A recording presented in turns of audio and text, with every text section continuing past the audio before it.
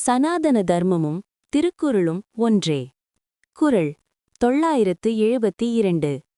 பிறப்பொக்கும் எல்லா உயிர்க்கும் சிறப்பொவ்வா செய்தொழில் வேற்றுமையான். தமிழ் விளக்கம். பிறப்பால் எல்லா உயிர்களும் சமமானவையே. ஆனால் அவர்கள் செய்கின்ற செயல்களின் தரம் மற்றும் சிறப்பை பொறுத்தே அவர்களுக்குரிய மதிப்பும் பெருமையும் வேறுபடுகின்றன. பிறப்பினால் உயர்வு தாழ்வு இல்லை, செயலினால் மட்டுமே உண்டு.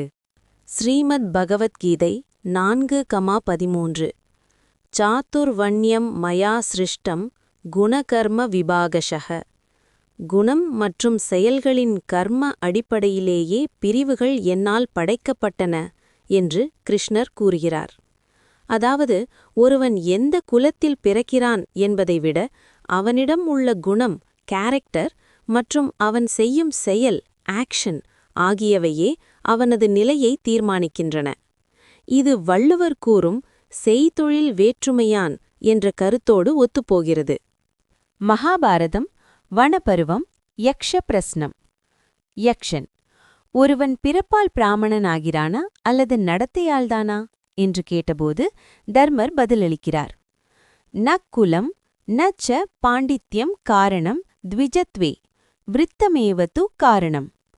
குலமோ கல்வியோ ஒருவனை உயர்த்தாது, அவனது நடத்தையே, அதாவது விருத்தம், ஒருவனை உயர்த்தும். பாகவத புராணம் 7.11.35. ஒருவன் எத்தகைய குலத்தில் பிறந்திருந்தாலும் அவனிடம் வேறொரு நிலைக்குரிய பண்புகள் காணப்பட்டால் அந்த பண்புகளைக் கொண்டே அவன் அடையாளப்படுத்தப்பட வேண்டும். இது பிறப்பின் சமத்துவத்தையும் செயலின் உயர்வையும் வலியுறுத்துகிறது. மனுஸ்மிருதி 10.65. சூத்ரோ பிராமண தாமேதி பிராமணಶ್ಚைதி சூத்ரதாம் க்ஷத்ரியா ஜாத்தமேவம் து வித்யாத் வைஷ்யாத் ததைவச.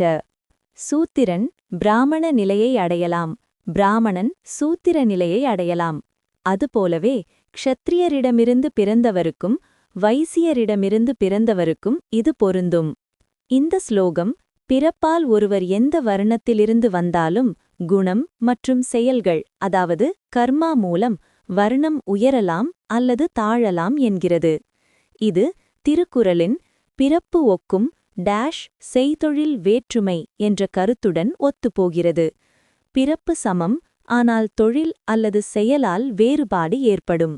வள்ளுவர் இங்கு 2 நிலைகளை தெளிவுபடுத்துகிறார். 1.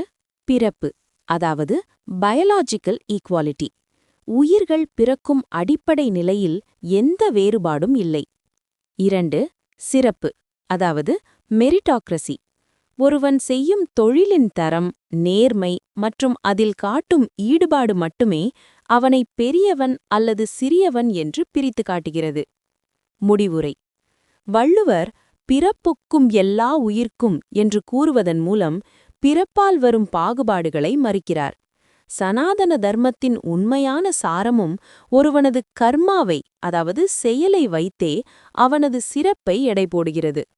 பிறப்பு என்பது வெறும் தொடக்கமே, ஆனால் ஒருவன் அடையும் பெருமை என்பது அவன் செய்யும் செயலில் அடங்கியுள்ளது.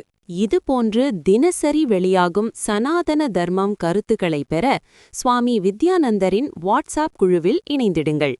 வாட்ஸ்ஆப் எண் 9789374109.